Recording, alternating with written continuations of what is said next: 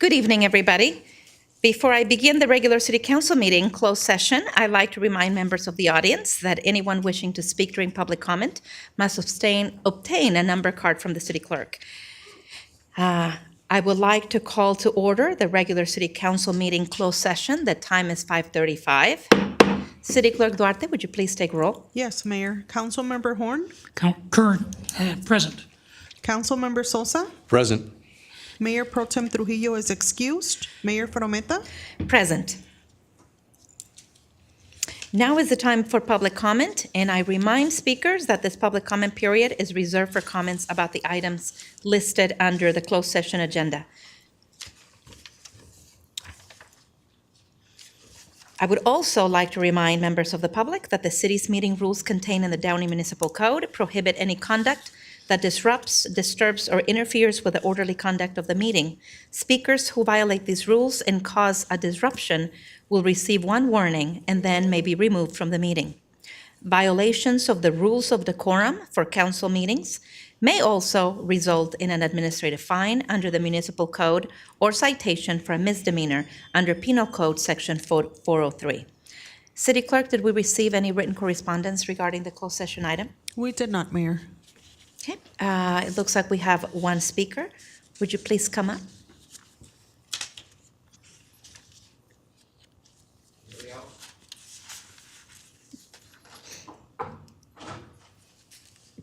Well, Snyder versus Phelps, 562 U.S. 443. The opinion of the court on closed session government section 54956.8 for the record. Fuck you. And the reason why, Mr. Manager Roger Bradley, we speak offensively of these interim public works city engineers limited bullshit liabilities is because people in Downey need to know where our real estate is going to. None of those hokey-pokey water districts like Mr. John Excuey has got himself involved with in criminal activity along with some others officials here in Downey. But none of you want to talk about that, and that's not a part of the agenda, but I'm going to stay on topic here because it's very important to understand parcel number 639010047 for negotiating parties. Is that, like I said, if it wasn't for IEDs, God hates fags. And the reason why is because, like I said, Downey's no longer blessed, but cursed. Cursed by corruption, cursed by people using their power to embezzle and use their phones and mail to circulate false information.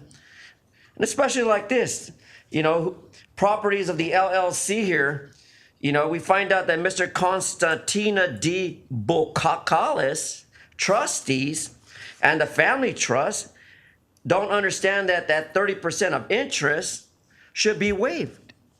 And for good reason. Bautista versus the County of Los Angeles, 190 CAL-APP 4th 869 2010. In a decision in which jackass sheriff tried to tell Bautista that it was prohibited association of policy. And what did Mr. Bautista say to the police? Fuck the police. And then I go into a scenario about properties, and I'm turning it into the record as of March 23rd, 2023, a single family home improvement loan program in which a dirty nigger, the Dirty Niggers LA County Development Authority, has engaged in bad business, similar to what can happen here in the negotiation of this parcel. Why? Because again, they're doubling and inflating numbers or monies for projects of repairs to a property, and it exceeds the amount of the loan. Ain't that fucking hilarious? That's how fucked up this world is, and that's how fucked up some of you are, because this goddamn fucking world is coming to a fucking doom. And I'm glad to be the last American for the record to make that statement. Thank you for that, Mr. Herman. Yes, ma'am. We will now, I'm turning all this in under closed thank you. We will now recess to closed session under the following authorities. Mr. Herman, your time is up.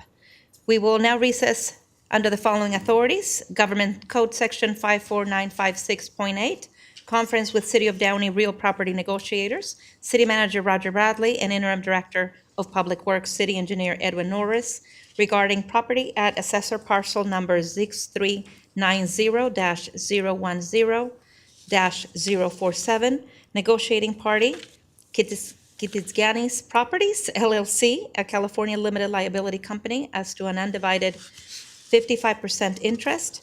Demetrius K. Bacolas and Constantina D. Bacolas, trustees of the Bacolas Family Trust, as to an undivided 30% interest, and Gillian Kitiskianis or her successors as trustee of the Gillian Kitiskianis Revocable Trust, dated December 30th, 2014, as may be amended as to an undivided 15% interest, subject to item number 14, under negotiation, price and terms of payment. We will now recess to close session. The time is 5:40.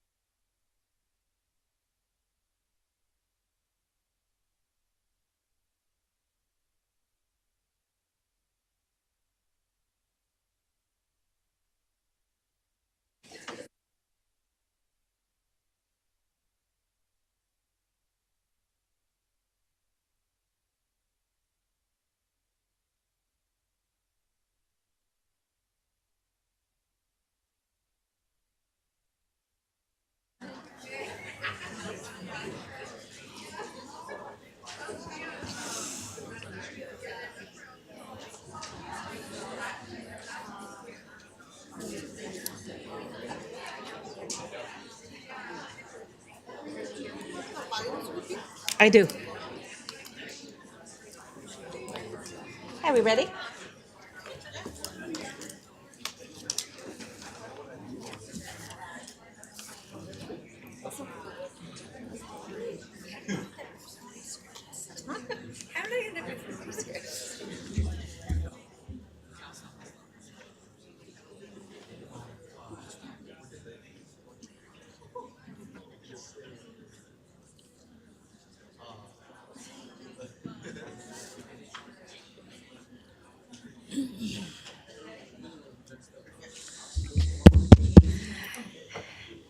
Good evening, everybody. Thank you for joining us tonight. It looks like we are having an issue with our AC, and they are working on it as we speak. I know it may be getting a little stuffy, but just so you know, we are aware, and they are working on it. Thank you for joining us tonight. I would like to reconvene and announce the closed session action. The time is 6:32. Ms. Interim City Attorney, would you please report the closed session action? Yes, thank you. The City Council convened a closed session at 5:30 this evening to discuss the one item of business on the posted agenda, which was conference with City of Downey real property negotiators for assessor parcel number 6390-010-047. And the council took no reportable action this evening, and that concludes my report. Thank you. Thank you, Madam Interim City Attorney. Good evening once again. Before we begin the regular City Council meeting, open session, I'd like to remind members of the audience that anyone wishing to speak during public comment must obtain a number card from the city clerk. Lining up on the middle aisle will no longer be permitted. Each speaker should remain in their seat until their number is called. The time clock will begin when you begin your comments. There are two colored number cards for this meeting. The purple card will be used to speak during the public comment period for the public hearing, and the pink card will be used to speak during the general comment period. If you did not receive a number card and wish to speak on the items listed on the agenda or non-agenda, please proceed to the back of the room, and city staff will issue you a number. Also, I would like to remind members of the audience that the city's meeting rules contained in the Downey Municipal Code prohibit any conduct that disrupts, disturbs, or interferes with the orderly conduct of the meeting. Speakers who violate these rules and cause a disruption and utilize language that is offensive to members of the audience and families in attendance. Violations of the rules of decorum for council meetings may also result in an administrative fine under the municipal code or citation for a misdemeanor under Penal Code Section 403. Pursuant to the Downey Municipal Code, speakers will be given a 3-minute speaking time for agenda, consent, calendar, and non-agenda items, unless modified by the mayor. Members of the audience who submitted written public comment for this meeting and wish to speak during the public comment period will be allowed to speak if they wish. Copies of the city's meeting rules are located in the back of the chambers. I will now like to call to order the regular City Council meeting open session. The time is 6:34. And City Clerk Duarte, would you please take roll? Yes, Mayor. Councilmember Horn, Present. Councilmember Sosa, Present. Mayor Pro Tem Trujillo is excused, and Mayor Frometa. Present. At this time, I would like to welcome and ask Pastor Reginald Gundry to lead us in the invocation. Thank you, Pastor Reginald. You're welcome. Would you please stand, everybody? Yes. I could not have said that any better. Thank you, Madam Mayor. Well, it was October 11th of last year that I stood before all of you. Well, Mr. Sosa, you're new to me, and it's a pleasure to meet you. And Mr. Horn, you're new to me as well, and it is a pleasure to meet you, sir. Councilman Trujillo, we know is not here. Mayor Frometa, it's a pleasure to see you one more time. And so, with everyone standing, and I appreciate it, I know we're not in church right now, but could we stretch our hands that way toward these men and these women? And let's pray over them right now. Heavenly Father, we thank you. We thank you for Mayor Frometa, Councilman Trujillo, though he's not with us tonight, Councilman Horn, Councilman Sosa. We thank you for these 4 council members. And we thank you, Lord, that even for such a time as we are in right now, crazy times, weird times, politically charged times, we ask, Lord, as Solomon asked you when he became the king of Israel in place of his father David, we pray that you will give to these council members understanding hearts, discernment to judge between good and evil. Give them wisdom where they lack it, to make every decision that concerns us as residents. We thank you, Lord, for leading and guiding them. And we give you praise in Jesus' name. And everyone in this chamber says, amen. Thank you. Thank you, Pastor. At this time, I would like to thank and introduce the Girl Scout Troop 01173 to conduct the flag salute. Thank you, moms of this wonderful Girl Scout troop, for bringing your beautiful daughters to conduct the flag salute for us. And as we wrap up Women's History Month, I wanted to invite our Girl Scout troop to do that.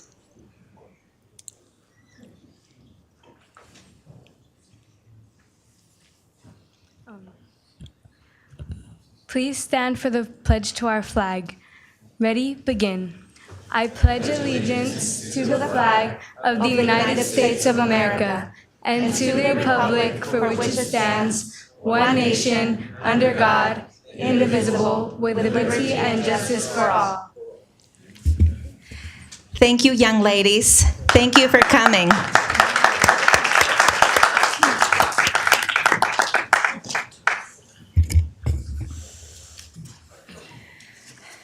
Thank you once again, committed moms, for bringing your daughters to conduct the flag salute. And I would like to also make an open invitation for Boy Scouts and other troops to contact my office. We would like to invite you all to help us conduct the flag salute moving forward. At this time, we're going to have City Council member announcements, requests for future agenda items, conference meetings, reports. I will start with my far left, Council member Timothy Horn. Thank you, Mayor. Just want to touch on what I've done the last couple weeks. I first started off talking with the Downey Chamber of Commerce, working with their concerns in business and social activities. I'm currently working on developing a mixer with Mr. Calvert. I met on the same day with the California Contract Cities Association at the H2 Microgrid House and formed some connections there and met some very nice people. I enjoyed a meeting of the Gangs Out of Downey luncheon at the Rio Hondo Country Club and met a lot of good members there and establish some connections about what we can do in the future for getting gangs out of Downey. Later on, I participated in the TLC 5K race at Apollo Park. And after that, I met and set goals with our city manager, Roger Bradley, and some of our League of California Cities to set our goals. And then, last but not least, I attended the coffee with the mayor at the Columbia Space Center. Thank you, Mayor. Thank you, Councilmember Horn. Councilmember Sosa. Thank you, Madam Mayor. Good evening, everyone. It's good to see almost a full house here. I'll just run down some of the events and meetings that I attended over the last couple of weeks. I too did attend the Gangs Out of Downey luncheon. Gangs Out of Downey does a lot of good proactive work for our youth to sponsor them into positive activities and keep them out of trouble. I am currently the immediate past president of that organization. And we usually have a guest speaker every year. This year was a little different. We had a panel by the name of an organization called WOOF, War on Lethal Fentanyl. They did give us, along with Downey PD, give us a lot of good information on fentanyl, the dangers and the risks that that our youth and our families face with respect to fentanyl. I also attended the TLC 5K. I did run in it. I was okay afterwards. It was a group of 5-year-olds. I just tried to keep up with them, and I think I edged them out at the end. Great organization. TLC does a lot of, they provide a lot of vital resources for students of Downey Unified and families in need in the community. And I've personally worked with them for several years, and they do a lot of amazing work for our families here. I also attended later that day, the Downey Chamber of Commerce Street Fair. That was a lot of fun, great community support for some of our local businesses and vendors. Got to mix it up with a lot of the community members that day as well. I too attended the coffee with the mayor. Had a great opportunity to get to talk to residents on a personal level over coffee and pastries. And I thought the mayor from ETA did a fine job in addressing some of the concerns that were brought up by the residents. It's a really good way to stay engaged. I also attended and participated in the ARC Walk for Independence. ARC here in the city of Downey does a lot of great work for individuals with developmental disabilities. And that was a 3-mile walk. So after running 3 miles and plus the week before that, it was pretty much a cakewalk. So that was pretty good. But a lot of great turnout. Our new city manager, Roger Bradley, was there. It was good to see you there, and great community event. Also, that day I attended Downey's own Assembly member Blanca Pacheco's Woman of the Year celebration, which highlighted 10 very deserving women in the region, including Downey's own interim assistant city manager Vanya de Rojas. And it's a great way and a great day to celebrate women and their achievements in the region. And also this past weekend on Sunday, I did attend the swearing in for new officers for the Downey Elks Lodge 2020. And my very own Parks and Rec Commissioner, Jeannie Wood, was honored that night. I'd like to give her a round of applause. If you don't know Jeannie, she's a gem in our community, very involved in a lot of different organizations. So thank you, Jeannie. I also attended the FatherCon luncheon. They had a guest speaker, Keith Davis, who's a former USC football player and New York Giants football. Great motivational speaker. And again, FatherCon highlights the importance of fathers in the home. And also today, I capped it off with coffee with a cop this morning. Was able to drink some little bit of coffee, and I know our own Vietnam veteran law enforcement supporter Lee Squire was there, and it was just a great opportunity to engage with some of the residents and have some coffee with our cops. So Downey PD, for me, is much appreciated, and law enforcement overall. That includes my comments, Madam Mayor. Thank you, Councilmember Sosa. Good evening once again for those of you that are in attendance and those of you watching via the YouTube channel. It is always a pleasure to see a full house. I always say engaged communities are strong communities. When we are engaged and we know what is happening in our community, we can be active participants of the present and the future and the stability of our city. And it is really important. I'm most proud to see a lot of our young people today. And I know you are here because you are going to be recognized, and rightly so, for your achievements. We're certainly very proud of you. That is coming up a little bit later on the agenda. But again, as you begin, this is for the young people, your journey into civics. This is your government at work for you. And I am not going to repeat all that has been said by my council colleagues, but I did join them in many of the activities that have been mentioned over the past couple of weeks. Of note, I did have the opportunity to welcome Governor Gavin Newsom to the city of Downey. And regardless of where you stand in the political spectrum, the fact that the governor came to this city, to one of our main hospitals to announce a partnership with Civica that the state of California will be manufacturing insulin and reducing the cost of insulin by 90% to $30 a vial. That is significant.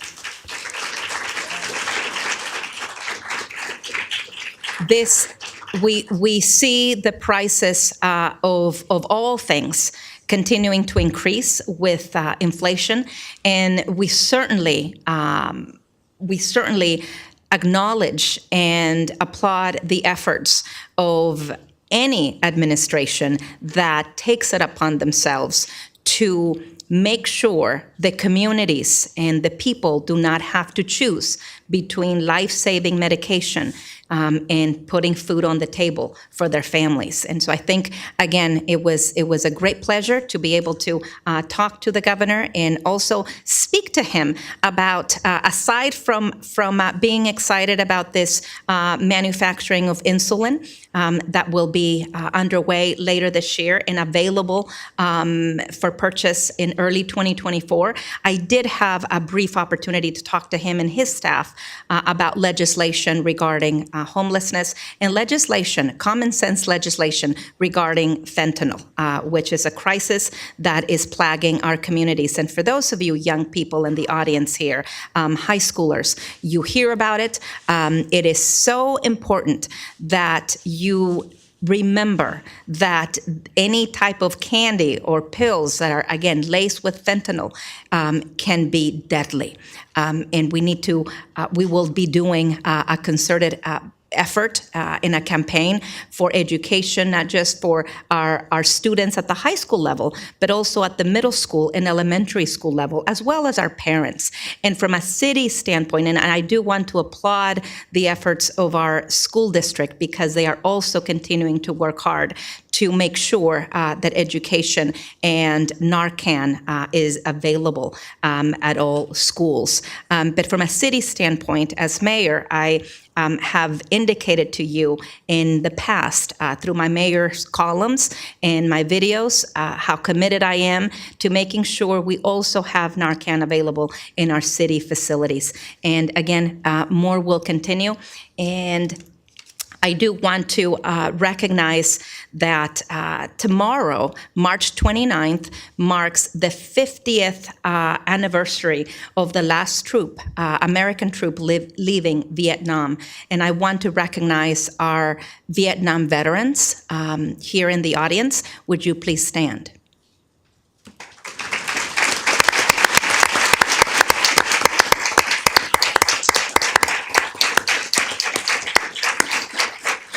Thank you. Thank you. Thank you, men, for your service and your sacrifice to our country. And because of that, tomorrow, March 29th at 9 a.m., we will be placing a wreath in honor, in commemoration of the 50th anniversary. And this will be done outside by the Vietnam memorial we have. Also, I would like to remind members of our community that we have the Center for Military Veterans Reintegration, and that is an important center that is here in the city of Downey, is a regional effort for all of our veterans. And we realize the transition to civilian life can be very difficult for our veterans and their families. And we have this center open at our city library Mondays from 1 to 6 p.m. and Tuesdays and Thursdays from 10 a.m. to 4 p.m. And this is right here next door at our Downey City Library. If you know of a veteran or a family that is in transition, or maybe they have been here for a while, but they are still having difficulty navigating sometimes a bureaucratic process, this center is there to help them get the resources needed. I would like to let you know that we are scheduled to have some great events in our city. Certainly this weekend, there's a lot going on. There is the annual Kiwanis Car Show right across the street at Downey High School, starting at 9 a.m. to 2 p.m. Right about the same time, 9:30 a.m. Saturday, April 1st, is Brunch with a Bunny at Golden Park. We also will have on Saturday, April 1st, from 10 to 5, the City of STEM kickoff at the Los Angeles Historic Park on Spring Street. We also have, keep that on your calendars, April 8th, not this Saturday, next Saturday, the Keep Downey Beautiful cleanup. That will be at Quick Shore at 13217 Laurendale Avenue. And I do want to let you know that the Downey One Day of Service is coming, and that is scheduled for April 22nd, which coincides with Earth Day. And so if you are interested and you need to get some additional volunteer hours, it's only 3 hours on that Saturday where all of us come together outside here at Civic Center to do various projects for a couple of hours to benefit our city, whether it's clean up graffiti, clean up certain areas of our city. But this is what makes our community the special place that it is. I do want to give a couple of shout outs at this time, and certainly our Downey Police Department for the hard work that they continue to do to keep our community safe. Thank you. Thank you for the job you continue to do and the work that you do with speed enforcement. And as I mentioned on my mayor's column, there has been 7 impounds of vehicles for street racing and doing donuts in different places. And so those will continue, as well as, of course, our fire department for continuing to keep our residents safe. And we have a new individual in city staff that has been very diligent in keeping our social media platforms active, and that is Dorian. I want to give a shout out to her as well for making sure that events that are relevant to the community are continuing to be kept up to date. And I would like to invite you to please follow the City of Downey government page on your social media platforms and handles. That there's a lot of information that is updated on a daily basis, sometimes 2-3 times a day in those platforms. I do have a couple of items for staff.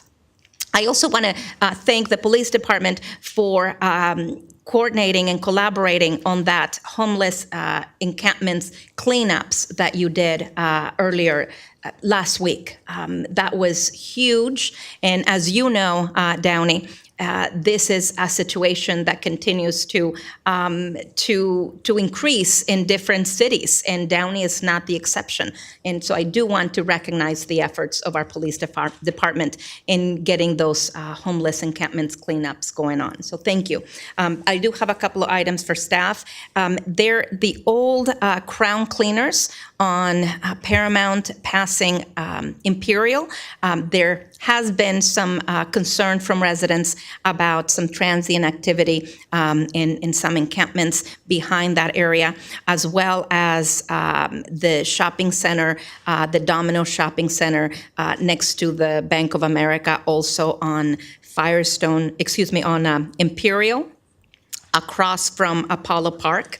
That area seems to be attracting some attention.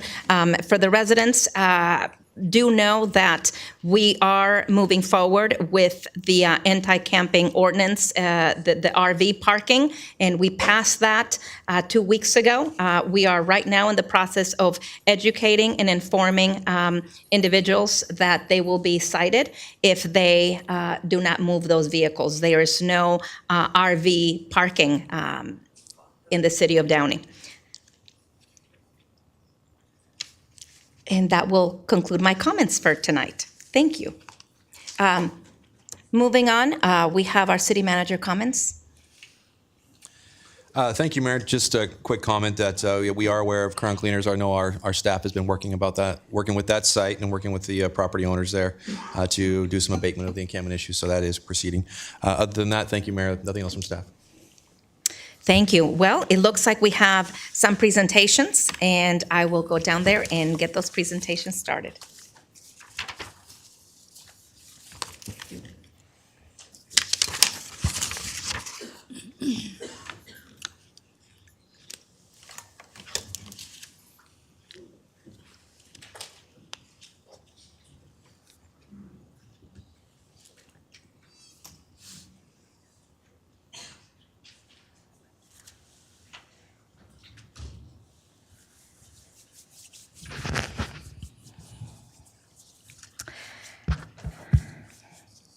As we wrap up Women's History Month, I wanted to, and again, it doesn't mean that the rest of the year I'm not going to choose more women to recognize, but I found that it would be fitting to recognize women especially, and to have our Girl Scout troops conduct the invocation and have more women involved in our meetings.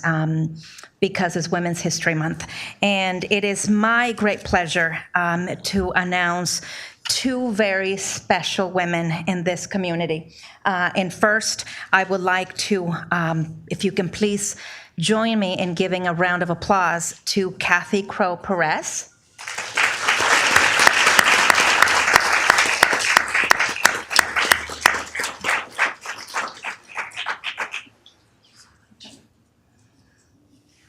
I will speak about your background, Kathy, if I may. Kathy, of course. Kathy moved to Downey in the 80s after the birth of her first child. For the past 25 years, Kathy has been a single mom, devoted to raising her 3 children, Teresa, Nick, and Steve. For the last 11 years, doting on her granddaughter, Maggie. She started her career as an educator with the Norwalk-La Mirada Unified School District for 35 years, and Kathy retired in 2021. Throughout her rewarding career, Kathy was selected as the Norwalk-La Mirada District Teacher of the Year in 2003 and in 2020. She was nominated by the district superintendent to receive the Pride 58 Award from Assemblywoman Cristina Garcia in recognition of her positive impact in the community of Norwalk. Kathy's other passions and interests include historic preservation, which began here in the city of Downey in 2002. She helped organize rallies and collect signatures for a historic preservation ordinance of Johnny's Broiler. And if those of us that have been in Downey for a number of years remember when that Johnny's Broiler almost got demolished. And so thank you, Kathy. That same year, the Avenue Theater was threatened with demolition. So Kathy joined with other community members to create another grassroots organization called Save the Avenue. The theater was saved and is here today. That theater is undergoing its current readaptive use, and one particular conservancy project Kathy looks forward to is completing this year is the nomination of Downey's oldest home. In addition to enjoying retirement with family and friends, Kathy looks forward to dedicating even more time to promoting and preserving Downey's historic and cultural heritage, serving with the same love for Downey that she first experienced long ago. Kathy loves and breathes Downey. And not only is she also a promoter of Downey's conservancy and historical preservation, but also the love for the Carpenters. And I love that about Kathy. And gives me no greater pleasure, Kathy, than to recognize you with the Mayor's Legacy Award.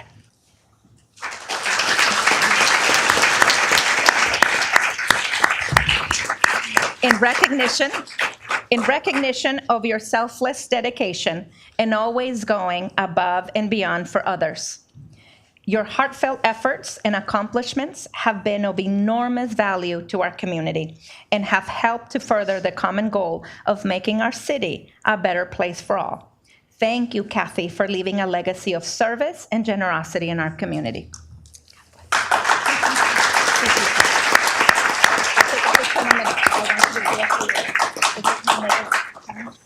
Give it to you like this. Thank you, thank you. And this is the tip. Thank Go you, ahead and thank you. say a few words. Thank you. I don't know if you want to have a teacher say a few words. I don't think even a retired teacher can say a few words. But I do want to say thank you, Mayor Frometa. This is truly a great honor, especially during Women's History Month. And I sincerely and deeply appreciate this recognition. And I want to publicly say thank you to you, Mayor Frometa, how much I appreciate you. Your leadership and service to our city is just incredible. And you're an amazing example for all of our young and not as young women of Downey. So thank you. I'd also like to thank, I know he's not here, but my fellow Carpenters fan, Mayor Pro Tem Trujillo, and also former Mayor Rick Rodriguez for their support with the Carpenters projects that we have had in the past and the ones that are coming up for next year when we will have a gathering of fans from all over the world here in Downey for 4 days.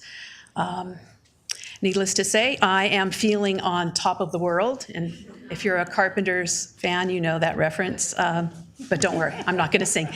I'd also like to thank my family and my friends who are here, and also those of you that are watching online for your enduring love and support for me. Mayor Frometa, gave you an idea of what I've done for the city of Downey, but I just wanted just a minute to say, or to tell you why I do what I do and have done for Downey. In recent years, Downey has been called an aspirational city. And it was definitely that, even a long time ago when I was a kid, growing up in Linwood, a few miles away. And back then, in the 60s, Downey was described as a city of gracious living. I love that, a city of gracious living.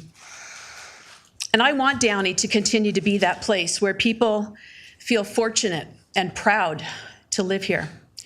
And I believe that an important part of what has made and continues to make Downey that place is its unique historic, architectural, and cultural resources. They are what make Downey, Downey, unlike any other place. Our historic and cultural landmarks that we have here are an essential part of our identity, and they provide us with a sense of continuity, belonging, community, and pride. And whether you came here in the 20th century or the 21st century, we all share one thing in common, and that is Downey's rich cultural heritage, Downey's legacy. And it's our unifying thread that really can unite us. And that's why I have advocated, and I will continue to advocate for the historic preservation of our Downey. The Downey that I chose, the Downey that you chose, or your parents or your grandparents chose. And it's my hope that Downey will continue to be that aspirational city of gracious living with a future unlimited for all of us. So thank you so much. Thank you.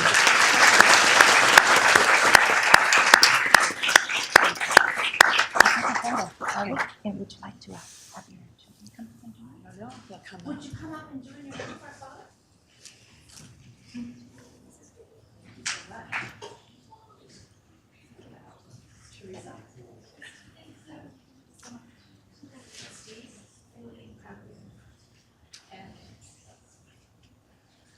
We're all tall. I mean, well, not all. I know. You are.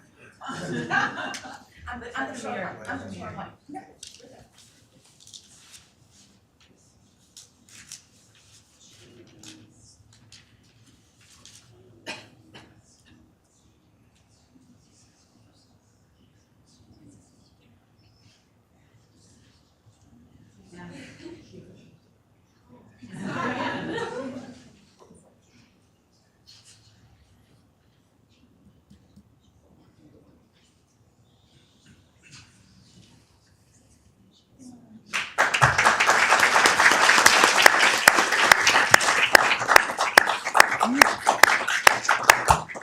Thank you. Now, next up, I would like to bring up Miss Reggie Donahue.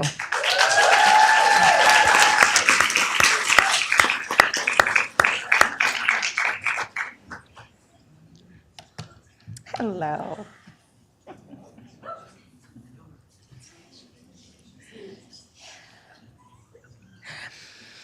Well, there is so much that I can also say about this wonderful woman standing next to me. Reggie is a very proud mother of 3 amazing adult children. And let me tell you, for those of us moms, we can achieve the world. But there's nothing that compares to the blessing of being a mother. And that is the greatest legacy that we believe we will have. And so that's here what everybody starts with their bio, their children. And I want to point that out.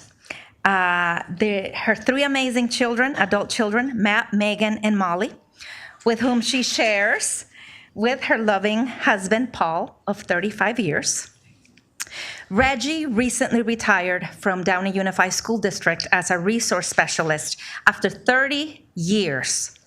But 6 months later, Reggie returned. She couldn't stay away. She returned and currently is the secretary of the Mary Stauffer Foundation. How many of you are familiar with the foundation? The Mary Stauffer Foundation provides scholarships and financial awards to Downey Unified School District students, as well as grants to Downey Unified teachers and schools. Reggie previously owned her own summer enrichment school called Bright Apple for 25 years. Since 2009, Reggie has been a board member, second VP, co-chaperone, and now head chaperone of the Downey Rose Flower Association. For the girls, the ladies, volunteering well over 3,000 hours. Chaperoning the Miss Downey Court is one of the most rewarding commitments Reggie has made. Reggie loves all the young women she has had a chance to chaperone and mentor over the years.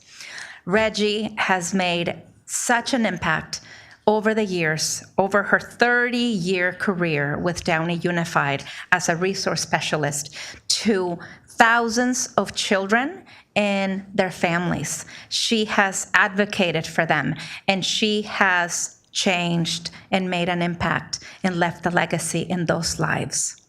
I know that Reggie loves her city, and she is always out and about. Reggie can be seen volunteering somewhere in this city. And it is one of the many reasons why I selected Reggie to receive the Mayor's Legacy Award. It just gives me great pleasure, Reggie, to recognize you for your efforts, for your love of community with the Mayor's Legacy Award.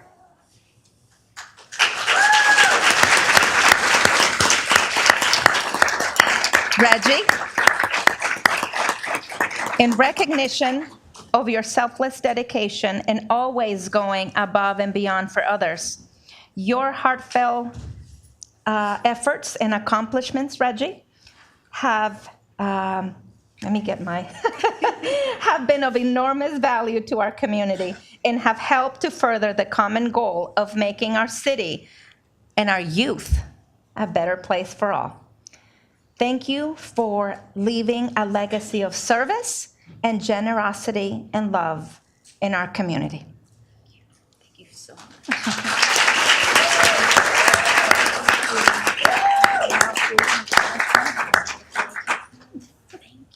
And the pen, and you can say a few words. Thank you. Some pictures.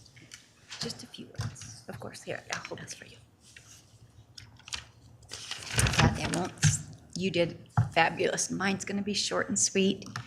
Even though I'm a retired teacher, not retired, not retired is what I say. Thank you so much, Mayor Fometa, Councilman Sosa, and Councilman Horn. I am truly humbled, blessed, and thankful for this outstanding award. If you know me, I'm kind of a crybaby, but I'm holding it together. I love my city and enjoy every moment that I can give back. I would like to thank everyone that came here tonight, starting with my family, my husband Pablo, who always sends me out to my events and he says, I love you, be safe, and drive carefully. My daughter Megan and son-in-law Derek, who are watching from Bonzo, California. Hi, guys. Molly, my daughter Molly, who's here with her cheer team. That was a coinky-dink, a wonderful coinky-dink. My son, Matt, his wife, Gianna, and my grandson, Lennon, couldn't be here because we have a granddaughter coming any minute. My dear friends, thank you. My work partners, TC, you're the best. My Rose Float family. And my beautiful, sweet, and kind court. I love and adore you. Thank you, everyone, from the bottom of my heart.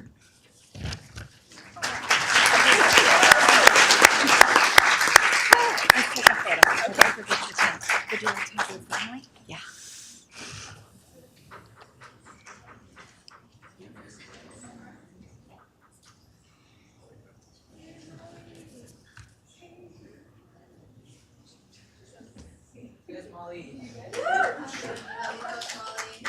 I'll get on this side of you.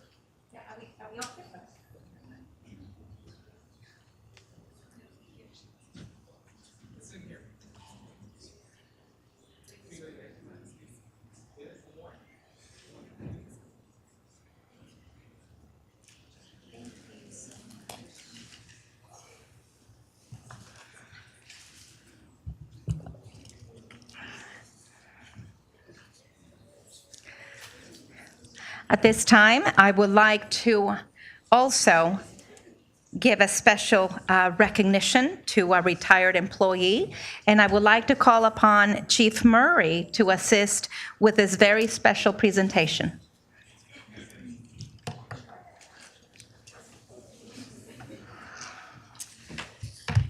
Good evening, everybody. As the mayor said, I'm Chief Leslie Murray, and I'm really excited to see a full house today.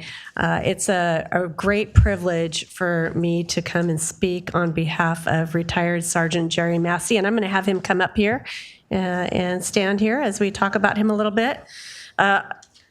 Jerry is accompanied here tonight by his wife Donna and his son Justin and his parents, so we're excited to have you here. So I'll tell you a little bit about Jerry, and this is truly an honor for me because Jerry and I have worked our entire careers together. So, and it's over 30. He retired with 31 years of service. But I'll tell you a little bit about Jerry and his career. And I just found this out. We worked 31 years together, but I did not know he was born in Tampa Bay, Florida.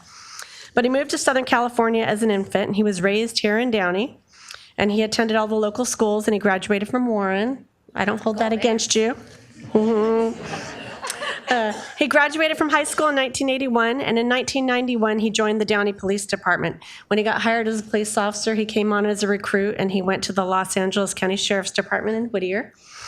He graduated from there, and then he was assigned to patrol, and he worked the next 4 years. And you're going to start to see some themes with Jerry's career.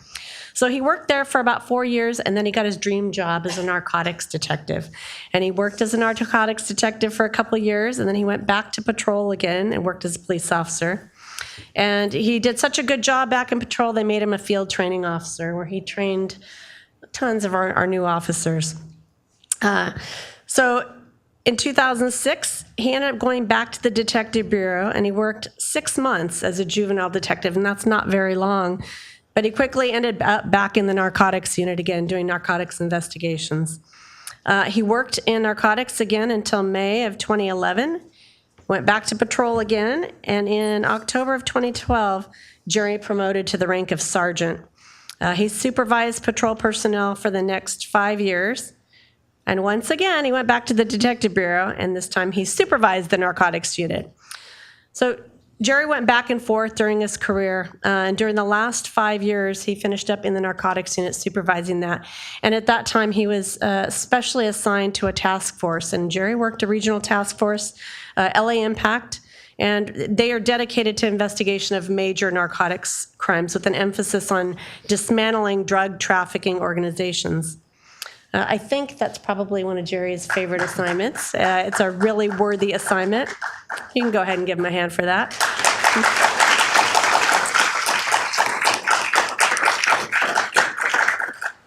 But in January 2023, Jerry decided to wrap it up and retired after 32 years of dedicated service to law enforcement. So I think it's really safe to say, and not too many people make it in this profession to a full 30-plus year career, but it's safe to say Jerry has made a significant impact on the safety of the community of Downey in so many different ways, and I have so much gratitude for his service. You know, through his enforcement efforts, particularly in the area of narcotics, which is continuing to plague our communities, that's an important contribution. But in addition to that, just the person that Jerry is, the empathy that he shows people, the way he treats people, and the compassion that he showed for everybody that he dealt with in his 32 years of service, there's a lot to be said for that. You know, and then the other theme with it, and I kind of touched on it really quickly, Jerry was a corporal, which is like a first level supervisor, and an FTO who is responsible for training a lot of our new officers who come on, and they really impact the future generations of law enforcement. And as a supervisor, he did that, but always in such a caring way, teaching people how to do things right, how to treat people. And those are the important things to me. And then, of course, the friendship. The friendship that Jerry brings is just, you can't match it. He would do anything for anybody. So it's my great pleasure to recognize your years of service and to thank you for all your service to the community, to the law enforcement profession, and to your friends and partners at the Downey Police Department. So thank you.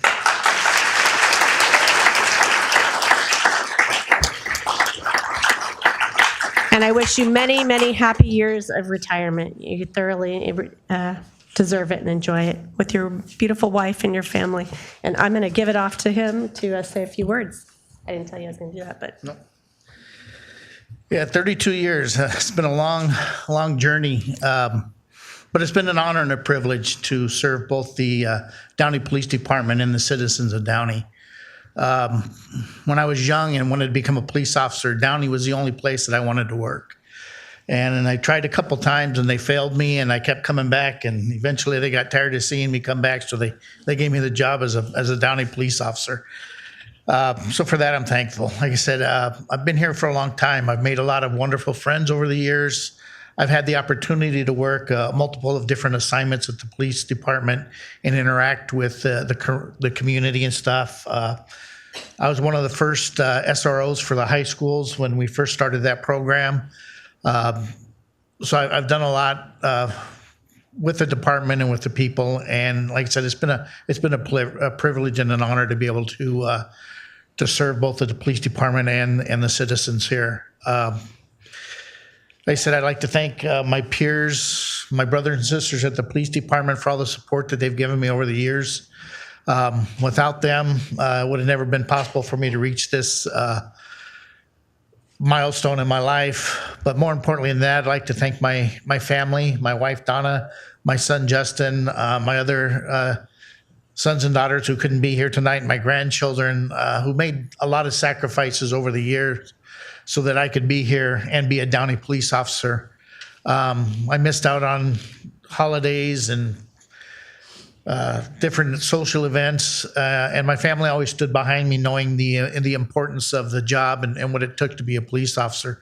So without them, I would have never been able to make it to this point in my life, which I'm actually looking forward to now that I'm retired and able to spend more time with my family and do the things that I want. But again, I'd like to thank all of you for giving me that honor and that privilege for being able to serve you for the many years that I did. Thank you. God bless you. Thank you for your service.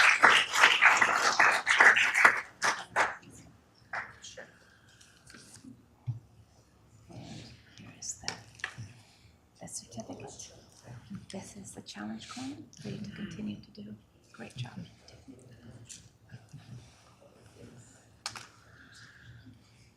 And then I would like to present on behalf of the residents of Downey, in recognition of your 31 years of civil service and your retirement from the Downey Police Department. I'd like to present you this plaque.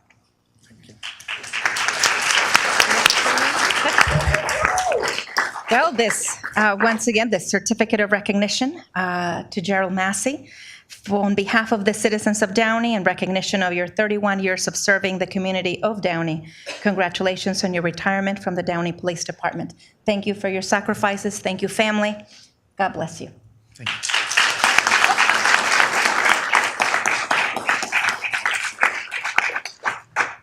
Just real quick on behalf of the organization, I'd say thank you for your many years of service. 31 years is a long time. You must have been 10 when you started, I would assume. I'm sure you've seen many things go on in this community. A lot of blood, sweat, and tears you've left here in this community. That really speaks to the love and dedication you've had for the work, for the organization, for the community, and for keeping us safe. So thank you very much for that.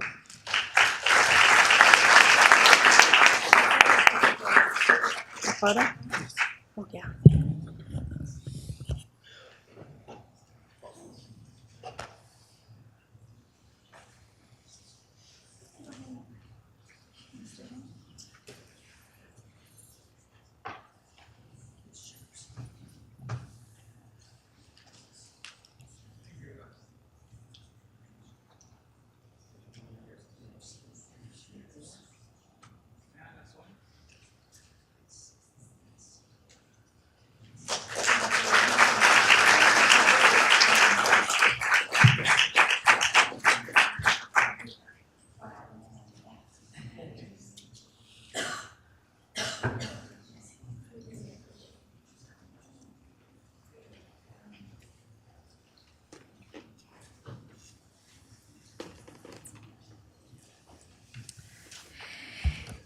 Well, and at this time, I would like to call up our Downey High School cheer team. They are here because they won the CIF Championship 2023. Give them a round of applause.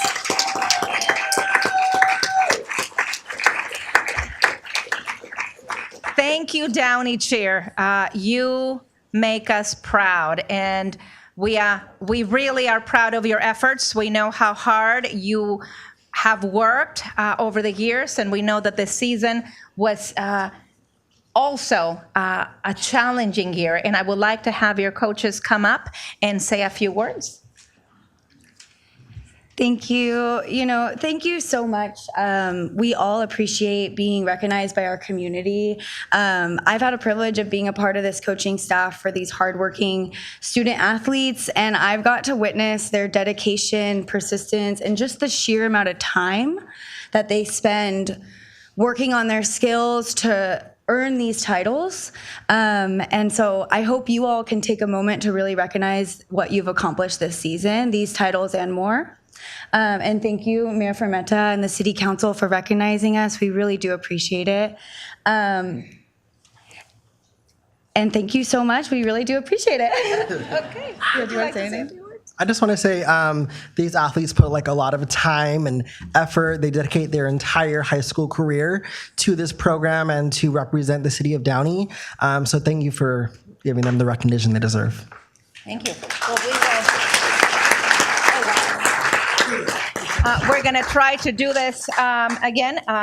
You can help us, of course. Andrea Gonzalez, Kirsten Flores, Aaron Drizelian. I might have not pronounced it right. Eva Esteves, Isaiah Gudino, Vanessa Diaz, Mia Cuevas, Jamie Bonillas, Jimena Barraza, Josie Barnett, Lexi Wilson Draper, Zidani Vasquez, Asia Walling, Oscar Velasquez, Kennedy Thompson, Damian Santoyo, Hector Rosales, Jaden Parker, Filipos Pilikitis, Sofia Martinez, Jacqueline Ojeda, Charlene Huerta, Scott Henson, David Martinez, and Jasmine May. Well, at this time, if we can get the shorter people like me in the front and then the taller ones in the back, we're going to go ahead and take the official photo. Who's got the CIF? Who's going to put the CIF? It got to be me. It's got to be you. Okay. Okay, Filipos, come here. Come here. There we go. There we go. Where are my social colleagues? And Tim, can you get the seat? Councilmember Horn? Yes.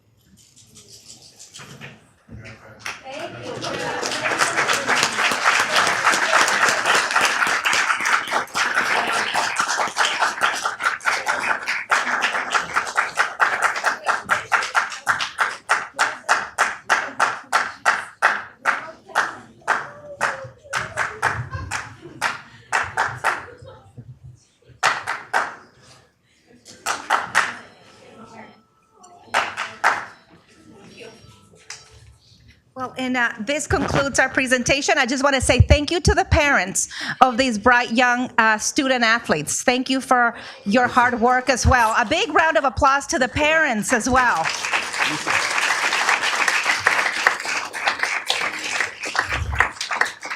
We're going to go ahead and take a 2-minute recess to allow people to...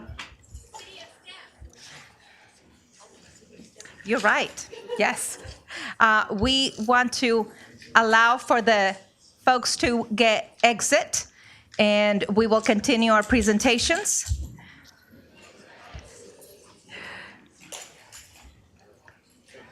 Thank you. Once you've exited the chambers, we're going to go ahead and close the chamber so that we can continue with our program. It's warm in here. Yeah, I guess.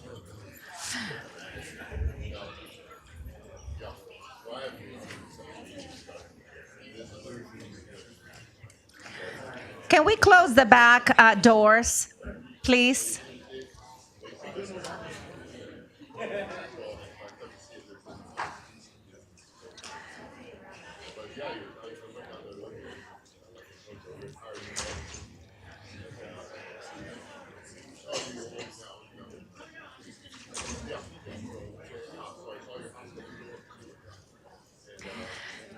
Thank you. We're going to continue with the last presentation of the night. Thank you, everybody, for joining us. We have a proclamation tonight.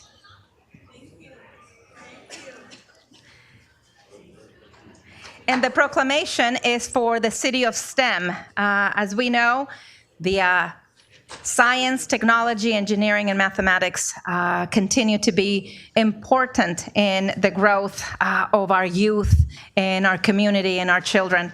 And at this time, I would like to, hi, can I have you? Thank you. At this time, I would like to present this proclamation. Ben, would you please come up? Please, a round of applause for Ben. Ben, as you know, is the executive director of our library, as well as the president of our Columbia Memorial Space Center.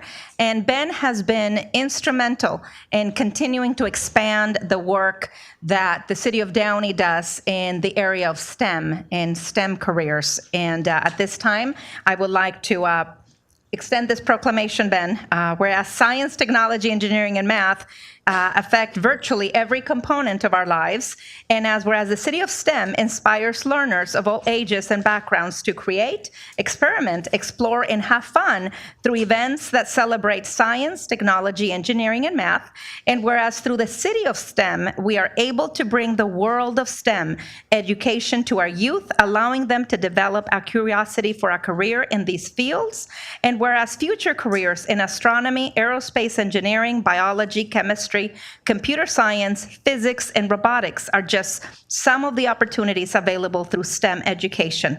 And now, therefore, I, Claudia Frometa, encourage and support events and programs, hands-on learning, and high-quality experiences to champion students' passion, college-to-career pathways, and lifelong learning, strengthening the passion for STEM.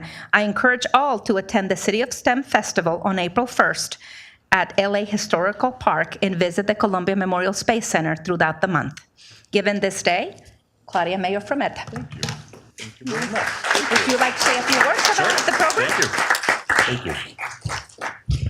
Thank you very much, Ms. Mayor, and council and colleagues, and I actually wrote something down for once. Thank you very much, everyone, for this. This really is especially meaningful this year because it's an acknowledgement of all the hard work of the staff of the Columbia Memorial Space Center. We've been working on this since the summertime, and this is our Christmas. It takes a lot of work to put this thing on. City of STEM this year is going to be huge. It's going to be big. It's truly become the regional event. In fact, it is the largest STEM program in LA County right now. This year, we're bringing together over 200 STEM organizations, and the Space Center is in the middle of it. The citizens of Downey, the support that you give to the Space Center, we are in the middle. We are the nexus of this hub of science, technology, engineering, and math that happens throughout the county of LA. When it began in 2015, we were super happy that we had about 3,000 people show up. And this year, we're projecting 20,000 on one day. Wow. And this program goes on throughout the entire month of April. And it really has become a platform for us to share to the world what Downey does in its leadership in STEM. Our early childhood program at the Space Center is now running 6 different programs throughout the week. City of STEM allows us to tell the world about that. our Girls in STEM program has over 100 local girls who find a safe haven to talk about innovation and express themselves through science work. City of STEM is the platform to tell the world about that. We know that the jobs of the 21st century increasingly require STEM backgrounds. And the Space Center is at the center of that in the largest populated county in the country. And City of STEM is now the hub for all of that work. So just thank you so much for the acknowledgement, and see you April 1st, 9 a.m. to 5 p.m. Bill Nye the Science Guy is going to be there, everybody, and it's totally free. Come on down. Thanks.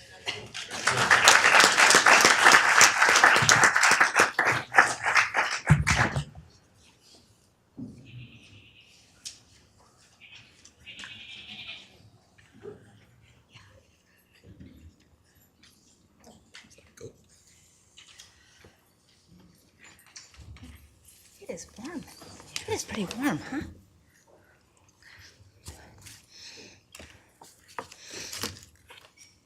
Okay, after all those presentations, we're going to move on with our agenda, and we do have one public hearing this evening. The public hearing concerning the granting of a franchise agreement with Titan Transportation and approval of a non-exclusive franchise agreement for towing and storage services with Titan Transportation. One, conduct a public hearing concerning whether to grant a franchise agreement with Titan Transportation on the terms and conditions specified in the resolution. And number two, adopt a resolution of the City Council of the City of Downey approving a franchise agreement for towing and storage services with Titan Transportation. The hour having arrived, the public hearing is now open. The time is 7:37. City Clerk Duarte, do you have proof of publication? I do, Mayor. Can I have a motion and a second to receive and file the publication? I'll make a motion. Okay. Okay, please vote.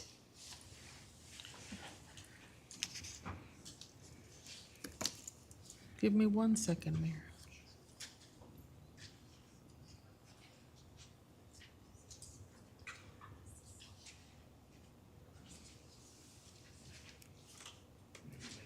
The motion is approved with Mayor Pro Tem Trujillo excused. City Manager Bradley, who has the report regarding this item? Chief Murray will be doing the report, Mayor. Thank you. Thank you.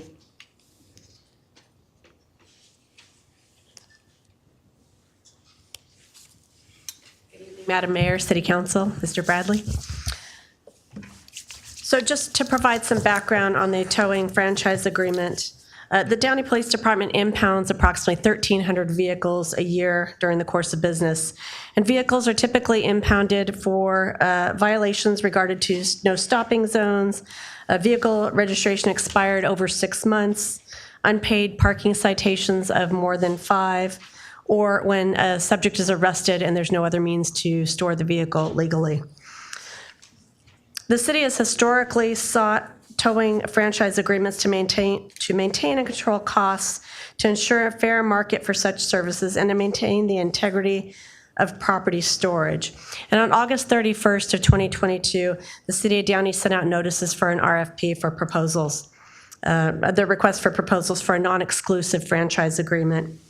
And we had one qualified company return a proposal by the deadline being Titan Tow. Subsequently, the police management staff evaluated that contract and with some minor changes negotiated the final language. As a result, there were 2 changes made to the current agreement, and they consist of their operation of hours, or their hours of operation, changed from, they were 7:30 a.m. to 7:30 p.m. for their office hours, and they've changed them to 7 a.m. to 5:30 p.m.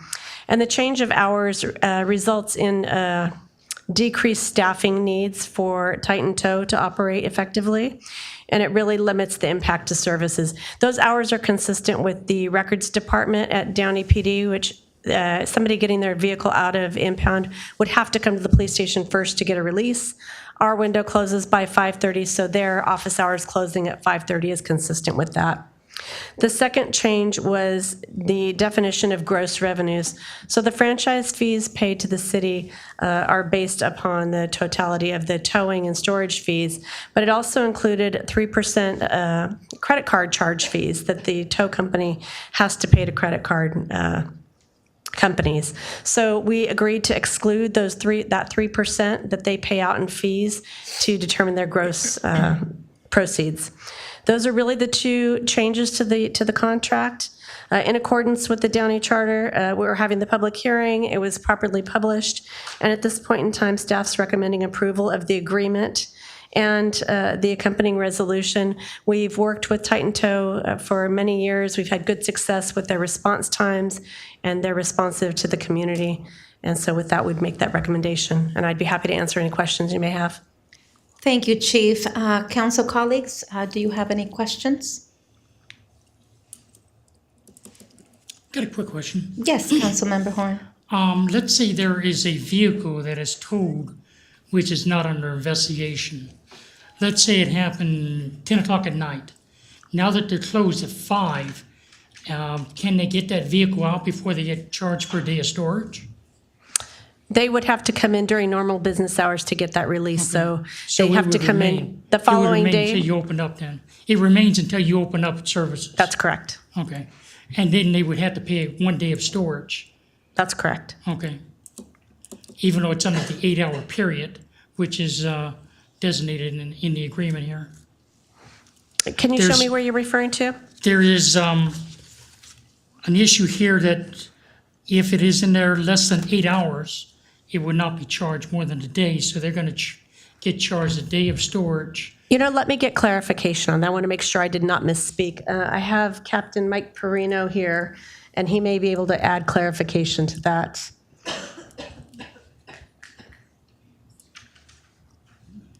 My understanding was that they would have to come to the police department the following morning to get the release and then Okay. go to Titan Tow during normal business hours, but I'm not sure if there's a Even provision, even an though it's not under exception. investigation. If it's not under investigation, you don't have to see the watch commander, and you don't need a release form. Do you have more? Anything under 8 hours is 1 day, anything over 8 hours turns into. But if they get it towed at 5 PM and then they come in at 10 to get their vehicle releases, their ability to get it. If it's under 8 hours, it doesn't cost for an extra day. It's an 8-hour window. So it goes 1 day of storage? Yes, just 1 day. I'm going to let you speak to that. If I understand it correctly, Let me rephrase the question. Yes. Make it simple for you. Accident happened 11 o'clock at night. Okay, I cannot get my vehicle, let's say it's me. I cannot get my vehicle until 7 o'clock when everybody's open. It's not under investigation, so there is no release form other than the watch commander saying, go ahead and making the call and saying, release the vehicle, it's not under investigation. It's under the 8-hour period, so since it's under the 8-hour period, and let's say I can move my vehicle in an hour, I'm still gonna get charged 1 day of storage. if I'm understanding correctly and if I'm explaining this correctly, if it's within that 8-hour window, Right. it's just a standard release. And then the storage fees that you would consider to be a 1 day or multiple day storage fees don't begin until after that 8-hour window passes. Okay, after the 8-hour period. Correct. So there's no problem about prorating or anything like that? Within that 8-hour window, it is the standard fee of the initial impound release that the tow yard would charge. So it doesn't take effect until after the 8-hour period? After the 8 hours. Okay. And that is from the tow company itself. From us at the police department, our release fees is consistent whether it's 15 minutes or 30 days. We have a standard fee that's applied Right. regardless of the time that the vehicle is in impound. Okay. Thank you. Make sense?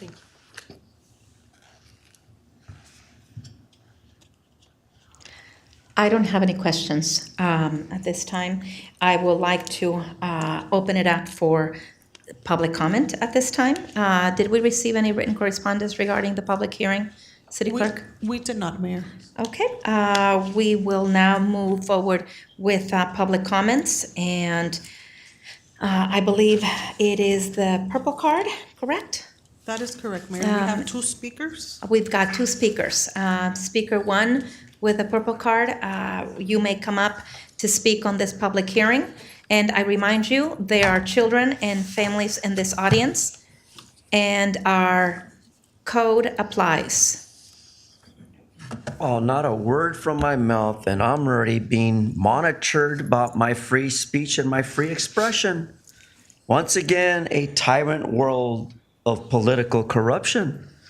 Now, the terms of these agreements and the terms of all state and federal laws, regulations, what if it's a family with children and mommy needs that car because she has to get milk, but you're not gonna release it and then stamp another fee to her after she can't feed her children simply for selling Coke? What's the problem here?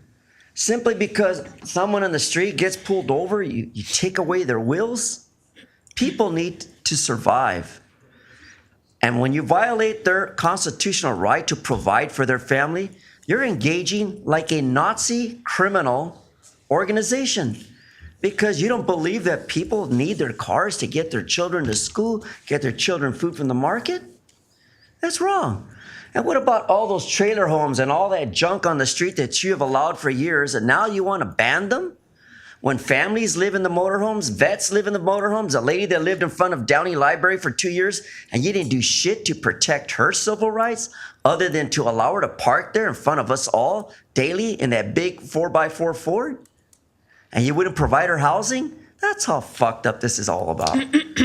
So, maybe you should read the California section regarding the Torrance police in the swastika incident. You know what happened to that car when it was impounded? It was vandalized. And it wasn't vandalized by the people that towed it. It was vandalized by the goddamn police. And these 2 police officers got fired for painting a swastika on someone's personal property because they disliked them because of the color of their skin. Or the fact that they spoke a different language. Isn't that pretty pathetic? But some of you don't read. Some of you don't even understand what's going on in our society. So that's just my personal perspective on the release of person's personal property. And then to have a watch commander authorize the release of a vehicle when half the time they're not even in the office. They're running 2 hours late. They're taking the children to school. They're sitting on their ass at the donut shop for 3 hours.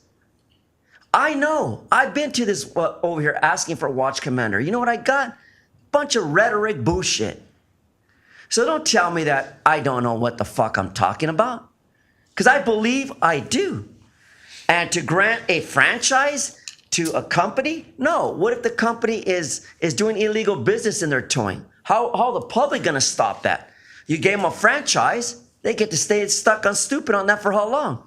We want better terms and conditions. Just like you heard the officer give out this fictional idea. Well, I think, I'm not sure, I do know. No, get the facts right. 42 U.S.C. 1983 politely, fuck you. Speaker number 2.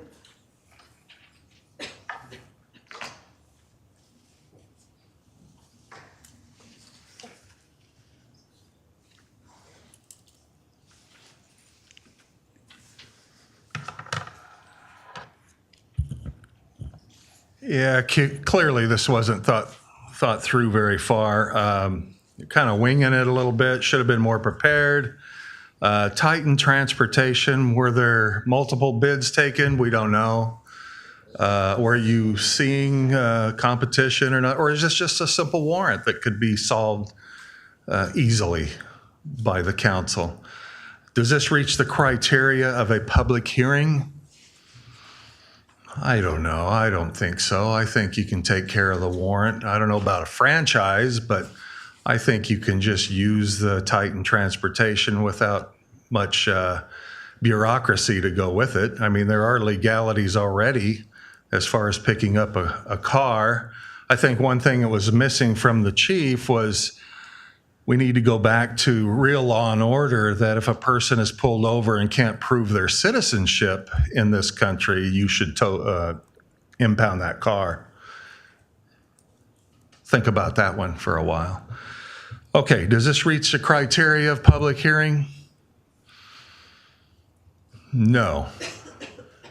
Although last meeting, the city manager, or interim city manager, Scott, lamented the fact that people should have been in the room during a discussion about whether we're going to fund the Downey YMCA or the Space Center. And he complained that everybody had left the room. Well, I'll complain too. We're not even on camera during public comments because the only time they turn it on is when people who want to see themselves on camera for their presentations and their declarations. But the public comments, it's a violation of civil rights in this country. So you're getting bad advice from the interim city attorney from West Hollywood, because that's how they work over in West Hollywood. That's what they do. And then you try to shove all the other stuff in consent calendar. This does not reach the criteria of public hearing. We should have been in that conversation, Mr. Bradley, about the YMCA and the... Please address your comments to me. I'm going to keep talking as if you're not rude. This is my 3 minutes. I'm not I disrupting understand. anything. You are disrupting me. You need to It's address rude your and comments it's to me. offensive. Thank you. You are disrupting me. We should have been in that conversation to pick and choose who we were going to support. That's what public hearings are about, not whether we're going to hire this company to tow cars. So we need to know and have some input from the public on where the money is going, because certain people want to get their hands involved in the YMCA, and it's offensive and it's rude. Thank you. Thank you.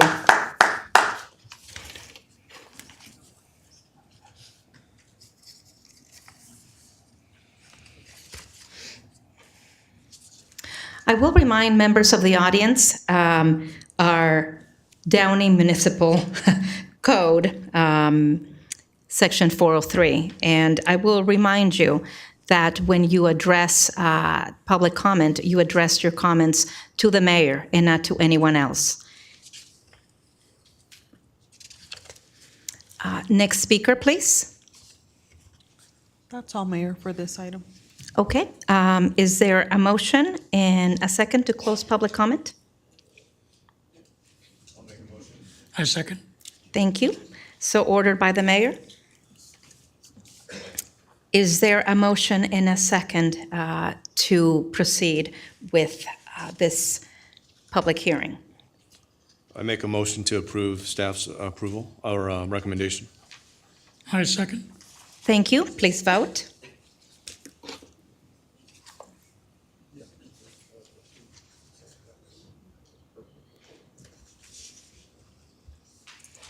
The motion is approved with Mayor Pro Tem Trujillo absent. Thank you. Moving on, now is the time for consent calendar items. Actually, no. Now is the time for public comment. And again, I will remind the speakers that the City Council acknowledges the right of the public to address issues that are within the city's jurisdiction and invites the public to do so during the City Council meeting. However, this right must be balanced with the need of the City Council to conduct the public business in a fair and efficient manner, free from disruption or disturbance.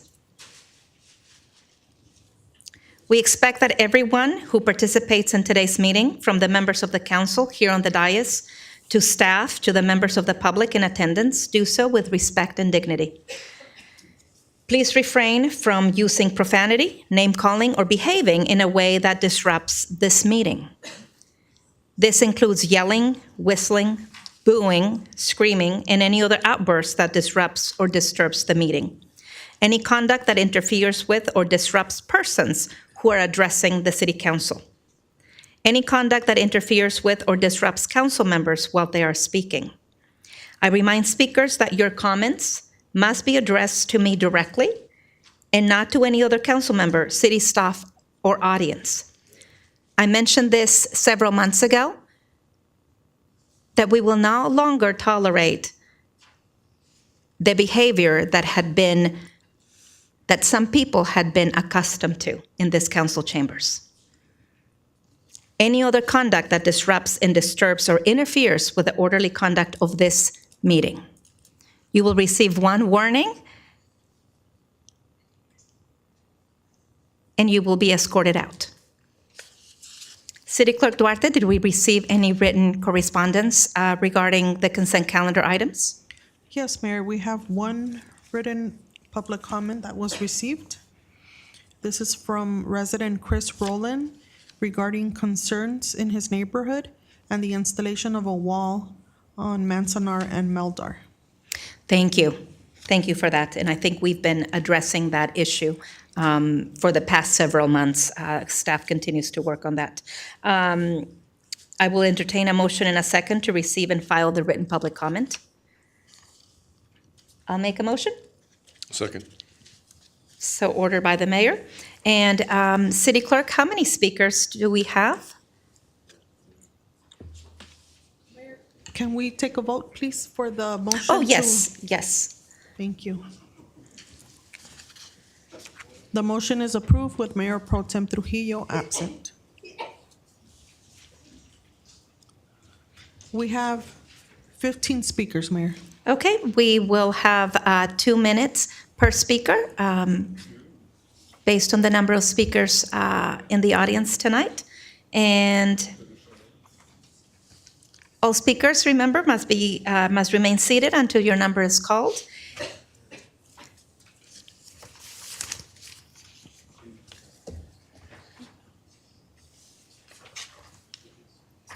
Thank you. We have the lights off. There we go. I think, Mr. Ojeda, you're standing by the lights. No, that's okay. For a minute, we thought something was happening. Yes, thank you. Speaker number 1 may come up.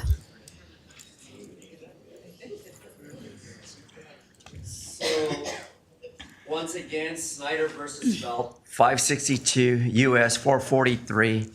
And Bautista versus the County of Los Angeles, 190 Cal APP 4th, 869, 2010.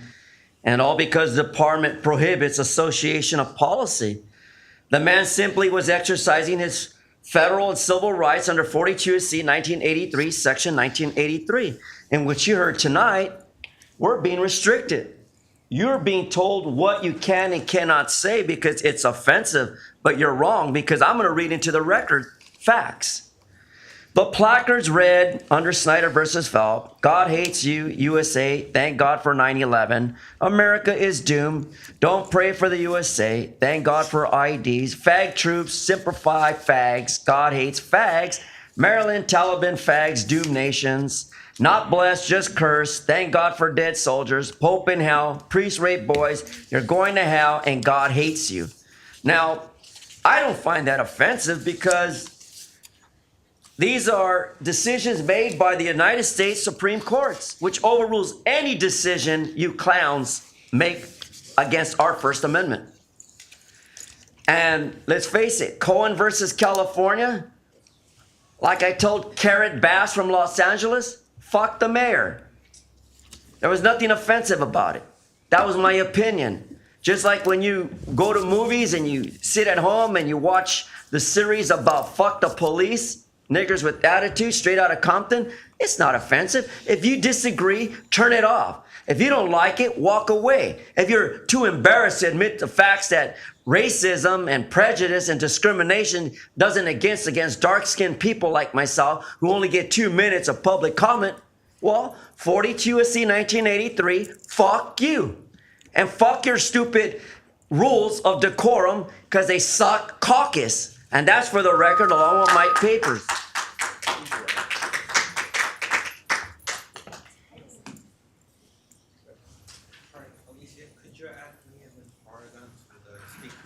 Yes, they can give you a number in the back.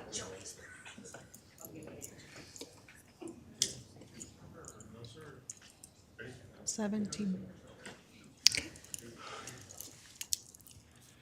I guess I turned the lights off at the right time, huh?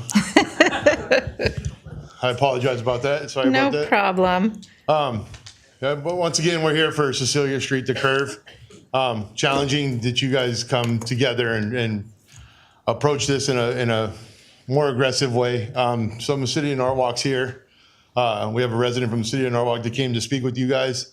The whole block is excited that you guys are actually putting the wheels in motion to get this handled. And I just challenge for safety for the street that we can get with Norwalk and find a way to meet in the middle and try to make that a cul-de-sac. Over the weekend, I looked at all the other cul-de-sacs on the other side, and it seems that the cul-de-sacs on the other side are the same dimension as what we have on ours.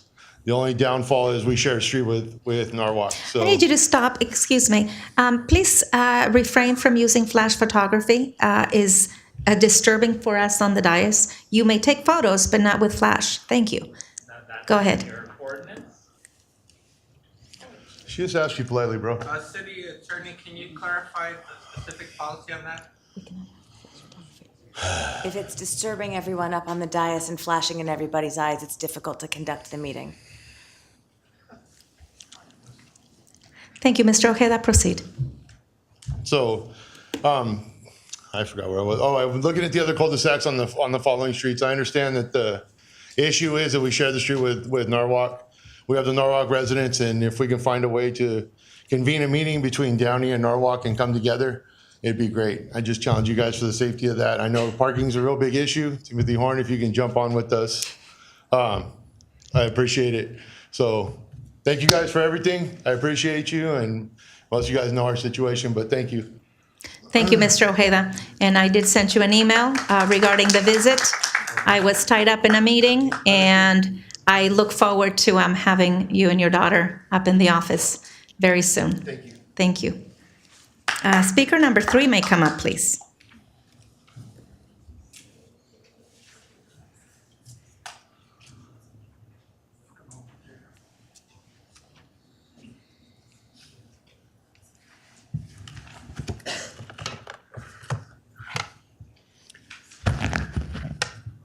Lee Square Vietnam era veteran, 1967 and 1970, Downey High School graduate, 1967.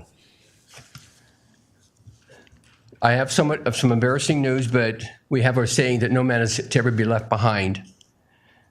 You dedicated a war memorial on November of 1968. There's 23 names on there. However, there is no mention of their branch of military, which I do find offensive even after all this time.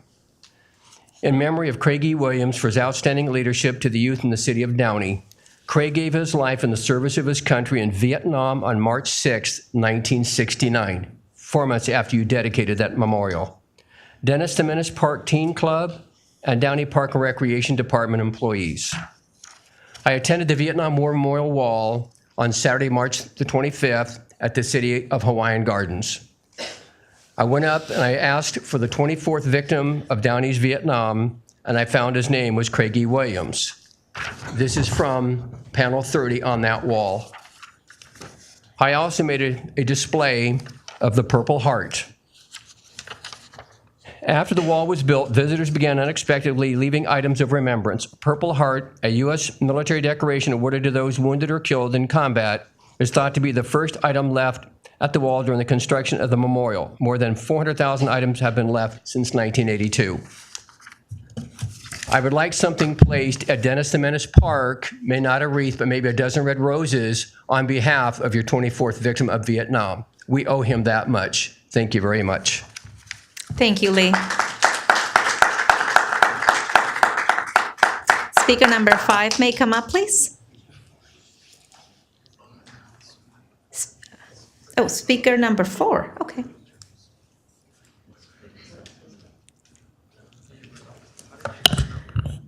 Good evening, Madam Mayor and honorable council members. My name is Mary Beth Vergara, and I represent the LA County Regional Park and Open Space District, also a local Downey resident. The RPOSD, as it's also known, is responsible for administering Measure A, which was approved in 2016 by approximately 75% of LA County voters. We generate approximately $109 million per year through an annual parcel tax of 1.7 cents per square foot of improved property, which can go towards the acquisition of parks and improvements for existing parks. I'm here this evening to introduce you to our Technical Assistance Program, also known as TAP. We have been working with other cities to look at projects that can result in the creation of new park space within your city, consistent with the 2016 Park Needs Assessment, which allocated funding to the city of Downey based on its designation as a high-need city, which resulted in $185,000 that has been allocated to the city. We've been having conversations with the Director of Parks, Jason Chacon, so the process has been started, but just wanted to come here to share with you all this information and share ideas that have been happening in other cities, including the conduction of a land inventory, community outreach, environmental tests or surveys, real estate negotiations for acquisition of new parkland, and planning and design. Other cities have come up with ideas for pocket parks, dog parks, linear parks, and not necessarily acquisition, but lease agreements with utility corridors for the use of park space or passive recreational space. You can also enter into long-term agreements with utility companies, the railroad, and/or Caltrans. Your city has executed a master agreement in order to access these TAP funds, and we will be following up with them to vet projects. And again, I just wanted to come here tonight. One main thing that I wanted to mention is that there is a deadline of December 31st, 2024, by which the city needs to encumber these funds. If that deadline comes and goes, the district can, at its discretion, reallocate the funds unused by the city of Downey to other cities. Thank you again. Have a Thank you good for night. that. I will Thank leave you. information with the clerk. Thank you, I appreciate that. Speaker number 4 may come up. Number 5? I'm sorry, then yes, number 5.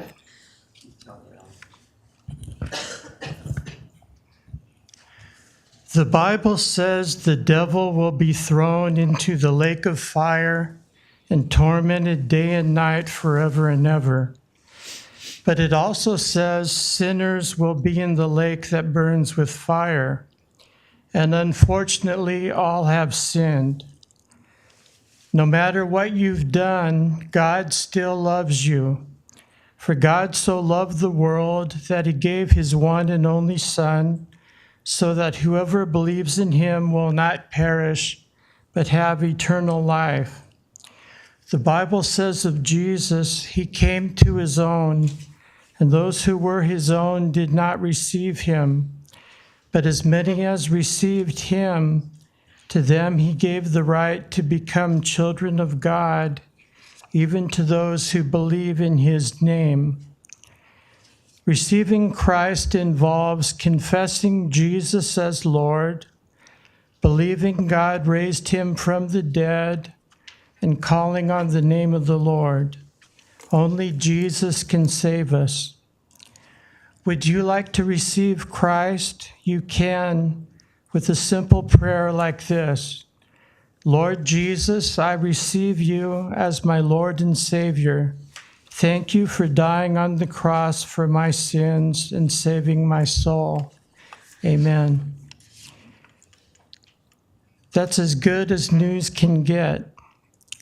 Jesus also promised, the one who comes to me, I will never cast out. John 6:37. For I am not ashamed of the gospel of Christ, for it is the power of God unto salvation for everyone who believes. Thank you for that.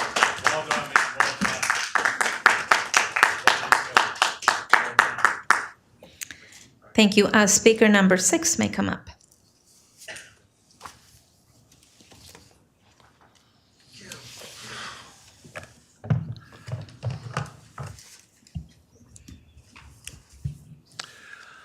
All right. Something happened last week. I think we all should understand what happened in the Congress, especially with our new Congressman, Robert Garcia. We'll finally have him on record in front of everybody. There was a Parents' Bill of Rights passed in Congress for education so that parents could have control over what their kids are learning in school and whether they're being advised about gender affirmation surgeries and other mutilations that are being allowed without parental consent. Now, Linda Sanchez and Robert Garcia, both Democrats, voted against that. They think parents are domestic terrorists, just like Joe Biden and the Department of Justice have declared and colluded with when parents complained at school boards about their children learning things about hating other people for the color of their skins or whatever like that. So, and also every Democrat opposed that. And I'll bet right here in this room tonight, every Democrat opposes the Parents' Bill of Rights. Every single Democrat does, even from West Hollywood. But what do we do about it? We try to squash all the information, but there's more information. There's a young lady that's suing Kaiser Permanente for performing a double mastectomy on her as a 13-year-old. Really screwed her up. And now she's suing him, but you don't hear anybody talk about it in here, do you? No, because they're Democrats. They think that's okay. Because Gavin Newsom wants to make this a sanctuary state for people to come from other states to have these types of surgeries and mutilations. You need to stand up and start opposing this garbage that's going on. Thank you. Thank you for that. Speaker number 7 may come up.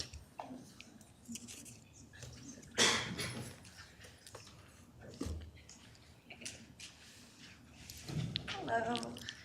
Hello. Hi, Madam Mayor. Hello. And this is my second time speaking, so I apologize if I don't know the terms right. I am one of the owners in Cecilia Street, and I also want to thank you and also Mr. Trujillo and Mr. Scott.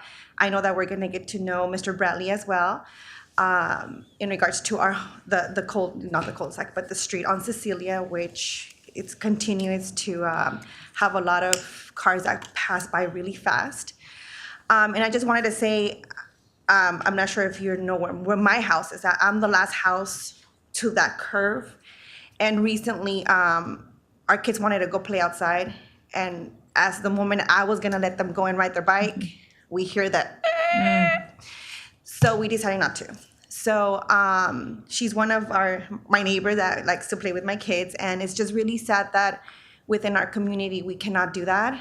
And I know that you guys are doing a fantastic job of getting whatever it is, the ideas are out there.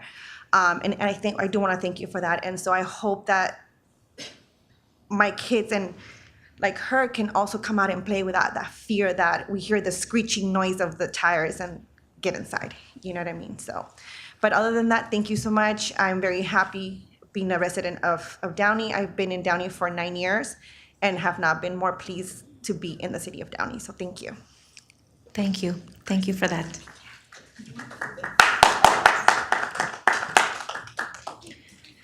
Speaker number 7. That was me. That was 7. Okay. Speaker number 8.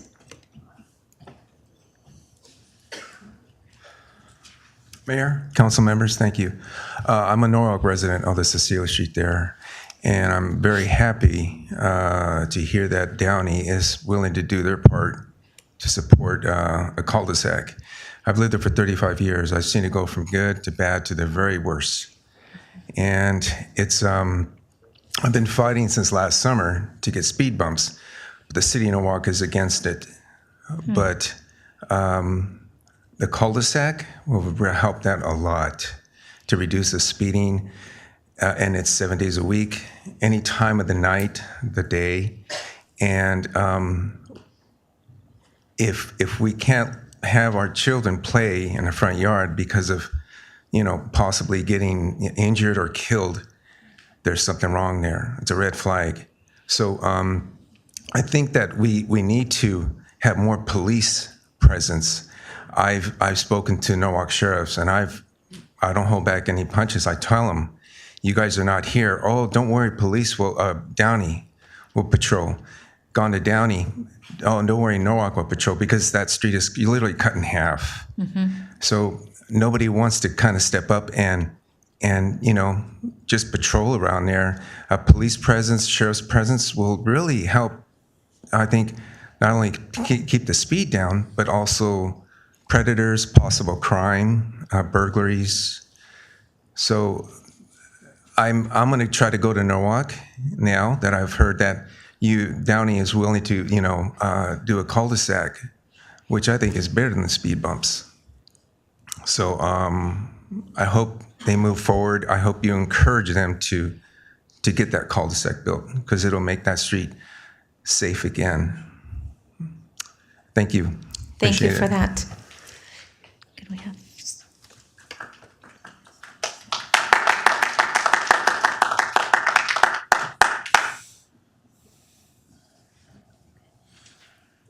Mayor, I just wanted to say real quick that I am aware of the issue on Cecilia. We do have Public Works evaluating options for that location. I don't know that we've settled on cul-de-sac as the primary option at this point, but we are evaluating different things. And we do expect to have some solution. We'll meet up with the residents there very soon. Thank you. Speaker number 9 may come up, please.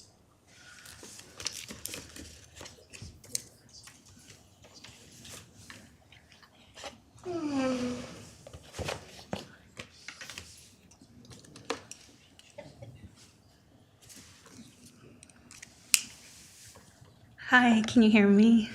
Yes, we can. Good evening. Hi, good evening, Madam Mayor and all the other councilmen, Police Chief. I'm here to discuss the Southeast Animal Control Authority, aka SIACA.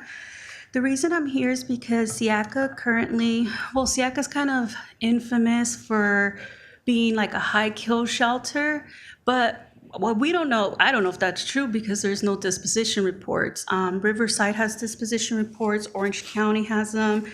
San Bernardino has them, but SIACA doesn't have any. I will say SIACA is pretty rescue friendly, though. They do release euthanasia dates. They give us like a day or two, but it's something, you know? Some other shelters don't give that. However, the issue I'm having is that SIACA is letting dogs be adopted with about 3.5 to 4 month wait for spay and euthanasia. And I do not believe it's the shelter's fault when they have to put dogs down. It is an overpopulation problem. However, SIACA is contributing to that by releasing dogs that are not spayed and neutered. A lot of members in this community are just ignorant. Some of them are lazy. They don't want to go back to the doctors to get it done, or they just don't know better, you know? And so, I don't believe, I've looked it up, it is the #1 reason for overpopulation. The other issue is that I believe the members in Downey, we deserve the same rights and privileges as the ones of, like the Downey Animal Shelter, the cities they're serving. The dogs that come out of there are spayed and neutered. When a dog is found, to reclaim your pet's on $180, and it comes with spay and neutered, registration, microchip, all the vaccines. And at Downey, if you lose your pet and you want to reclaim it, it's $220. And if it's not spayed, it's an additional $250. So you're paying about $400 to get your pet. And the other Downey Animal Shelter that represents Bell, Cudahy, these other cities, they pay half the price. I don't think that's right. Thank you for your comment.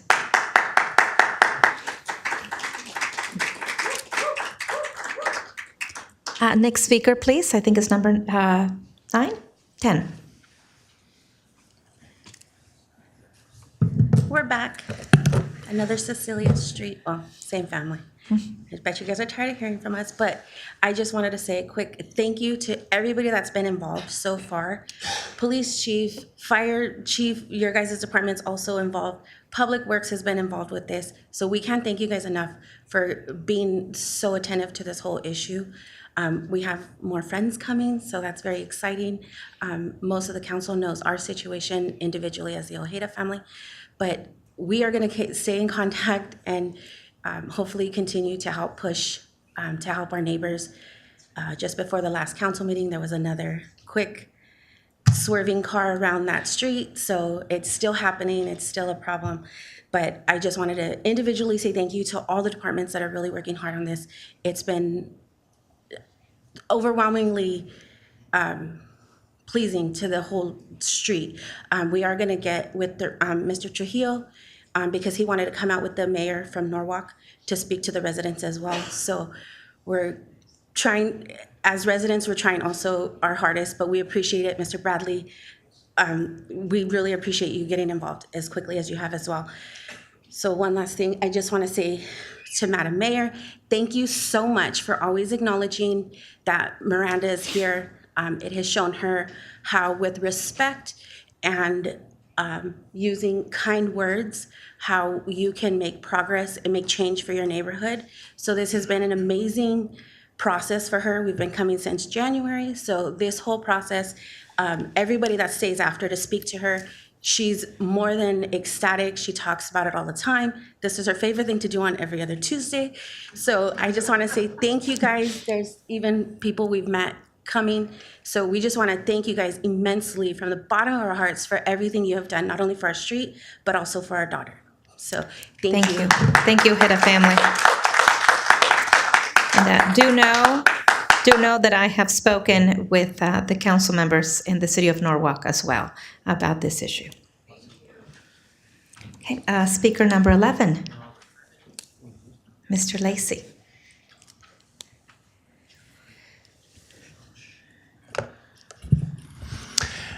Madam Mayor, members of the City Council, Mr. Bradley and staff, good evening. Good evening. Madam Mayor, I am a nobody, but who are you? Are you a nobody too? If so, there's two of us. Don't tell. They'd banish us, you know. How dreary to be a somebody. How public, like a Dow, to tell your name the livelong day to an admiring bog. Words by Emily Dickinson. This ends my comments. I yield my remaining time back to you. Thank you, Mr. Lacy. Appreciate you. Speaker number 12 may come up.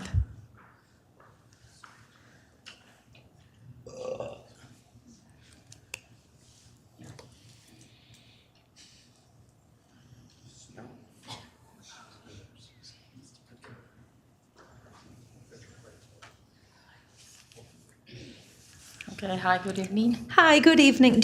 Could you lower the microphone so we can hear you better? I'm in Tipito. So. There we go. Thank you. Okay, I'm here because I'm an animal lover and I'm a networker for the animals from Siaka. I have a few points that I don't know if you guys can help me or how can I get to the agenda for somebody to listen. I've done this to other cities and they just listen, but that's it, stays there. Anyway, like right now, just from, they have over 150 dogs and animals in general, dogs, cats, and whatever. And there's 23 dogs from this city alone. There's about 30 from Southgate, and I can go on. Anyway, they have a deadline list every single day they open. They only open to the public 2 hours, 4 days a week. They're not giving opportunity for people to come and adopt, I feel. I mean, I work 7 to 3. There's no chance. I go on Saturday to take pictures to try to network this animal. My main idea is to find the owners. Owners are paying easy. One day hold almost $200, and it keeps adding up. It's not fair. And like they mentioned before, it's cheaper to adopt than to claim your own pet. They don't allow to interact. They tell everybody, go online, like we shopping Amazon. That's not how it works. Their pictures are terrible. What else? Well, anyway, so I want to get in the agenda too. I want other people to know what's going on. Animals are important, just like anybody else. So I want more people to know what's going on with our pets in our community. And I think that's it. Thank you. Thank you for listening. coming. Good night.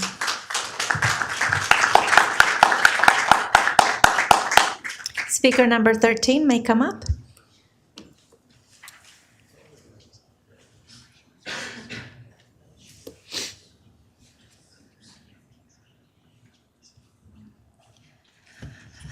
Madam Mayor, council member, here I am again. First of all, I wanted to say thank you for the work that you guys have been, giving us at Manzanar Meldar. Second of all, I want to say we've been living here for almost 25 years now.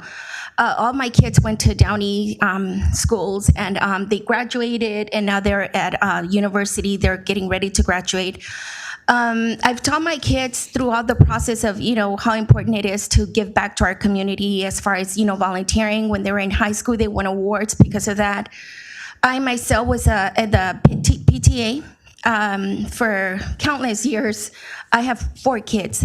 So I even went up to receiving an award, the highest award for the PTA for volunteering and all that. Anyhow, I've never had any problems until, recently. We've lived a peaceful life. So therefore, I'm here to implore you again, to give us more time, to just pay more attention to us, and to, we're here to push towards a wall. These people, I don't know if you like people to come over your house, sit in front of your home, smoke, drink, eat, play music, and smoke weed. This is what my child, like she said, my kid cannot even come out and play with his bike, ride his bike, or even play with his, friends. So this is a continued thing going on. Every day is a new thing. We come out, there's even, trucks in front of our home. They're eating, they're, all kinds of people, that is being drawn to our city, to our street. So please, I implore you to please, keep moving forward. We've been here for so many months now, so please, I implore you to please keep helping us out until, something is being done, for good. Thank you so much for your time. Thank you.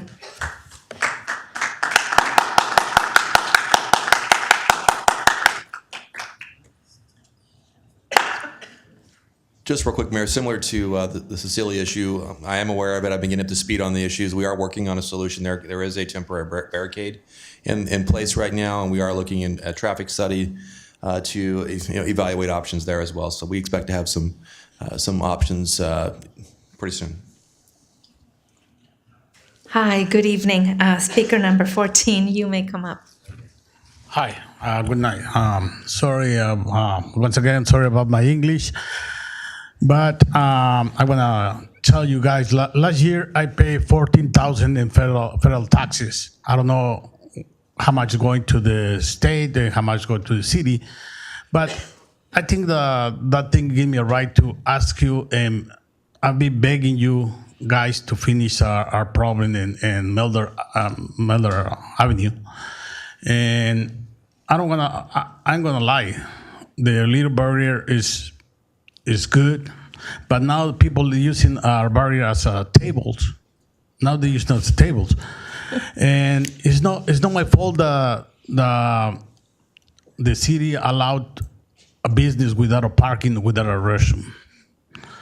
You guys have pictures of people using our street as bathrooms, throwing trash, and we don't even have a light. Before, we don't have sidewalks or nice street. Now we have sidewalks and nice street.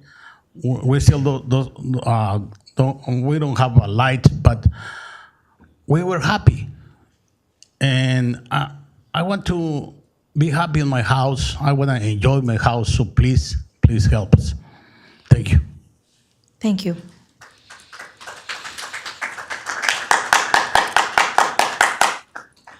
Speaker number 15 may come up.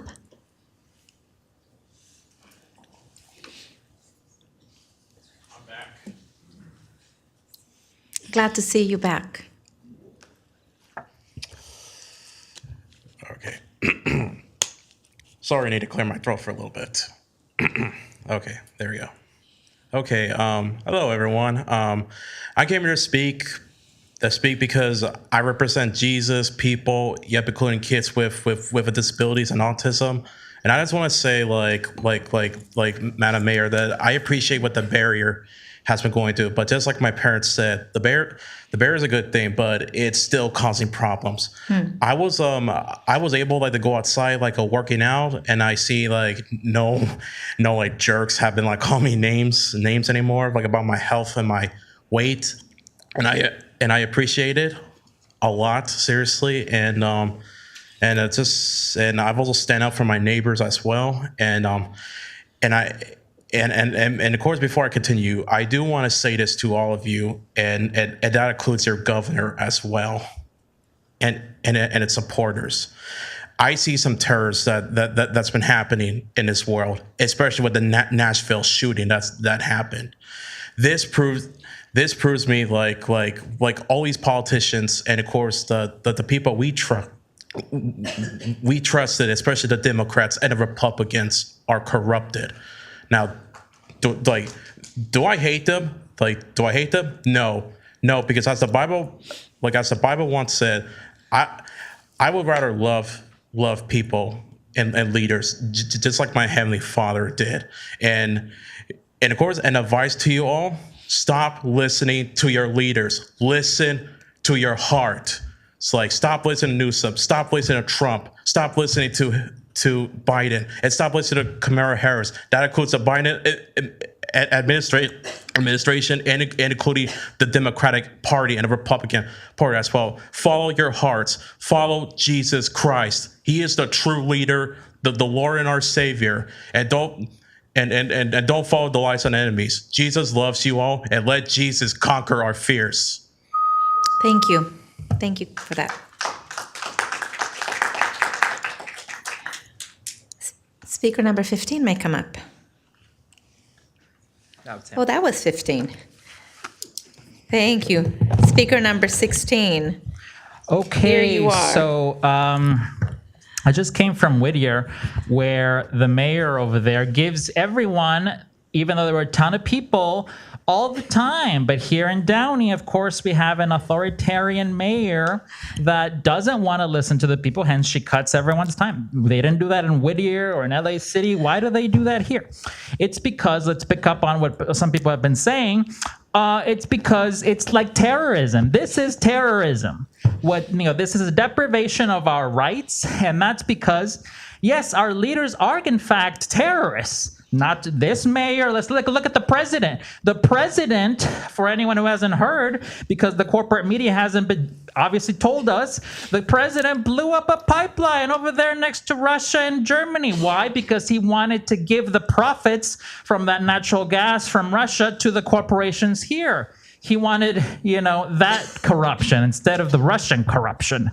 So that's because our leaders are in fact terrorists. Yes, both parties, the Democrats, the Republicans. We've heard about what our congressman is doing. He's doing so many things. He's failing to do so many things. In Long Beach, they're certainly not helping the homeless. In Huntington Park, he was over there saying he's going to help the homeless. He's not going to help the homeless. He wants more people in homelessness. That's why he pushed all the high rises, luxury housing in Long Beach, and he wants to push them right here with Mr. Trujillo, who's missing. So they're probably off, conspiring against the people. Or maybe Mr. Trujillo is just like talking to the DA about the mayor, because of course we know that Mr. Trujillo likes to get in there and save people from getting prosecuted. So he probably did that with the mayor. He's probably doing it right now. Yes, because the mayor has committed assault, battery. She abused the power of the police. That's all terrorism. Yeah. The leaders are indeed, they don't support the U.S. Constitution. They support their own authority. They're authoritarians. They are terrorists. Thank you for that, Mr. Barragan. Always a pleasure to have your stories. Mr. Martinez, welcome back. I want to say that it's not a story that you are on video with your husband approaching one of the constituents here and making threats to their face. It's not a story when there's video and recordings of you and a police report where you approached a opponent of yours politically running against you and told him to remove his signs from a place that he was allowed to speak and show his signs at. And I have documented public records of you assigning the police to tail me during during meetings of the city, which are accessible to the public. So you are a criminal and you abuse your power and you should not be up there. But today I want to address Lauren Langer. I want to inform her that she is not doing her job in informing the mayor that there are things that they are violating. One is that we can address any council member on that days. There's no such thing as only address the mayor. That is some buffoonery that you concocted here at a city level, but that does not trump the Brown Act or the Constitution, and we are prepared to challenge that in court. Any criticisms or challenges to your fitness or ability to be a representative on that days is also permissible. And you are assaulting and interfering with our First Amendment rights when you are not only interrupting speakers, but also when you are silencing the audio in the recordings and removing them from visibility in the recordings that are displayed to the public. This is not transparency, and it is, again, a violation of the First Amendment and the Brown Act. I asked Ms. Lauren Langer to address these concerns and alleviate them and alter these ordinances to the protection of the community, and to failure to do so will be pursued with litigation in court. So prepare for litigation. Thank you for that. From the ACLU, by the way. Thank you for that.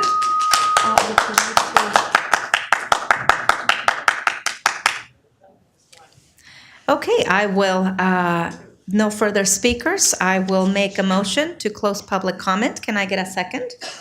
Second. Please vote.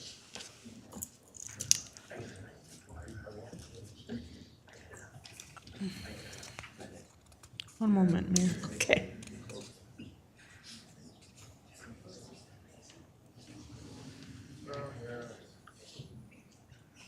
The motion is approved with Mayor Pro Tem Trujillo absent.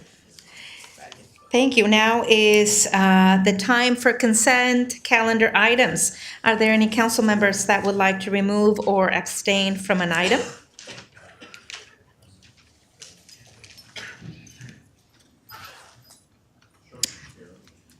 If not, I will entertain a motion in a second to approve the consent calendar.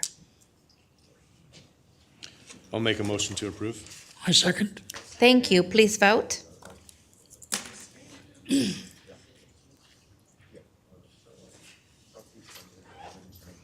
The consent calendar is approved with Mayor Pro Tem Trujillo absent. Thank you. This meeting is now adjourned in the memory of the victims of the school shooting in Nashville, Tennessee. Chicago police officer Andres Vasquez Lasso killed in the line of duty, and the lives lost due to COVID-19. A moment of silence, please.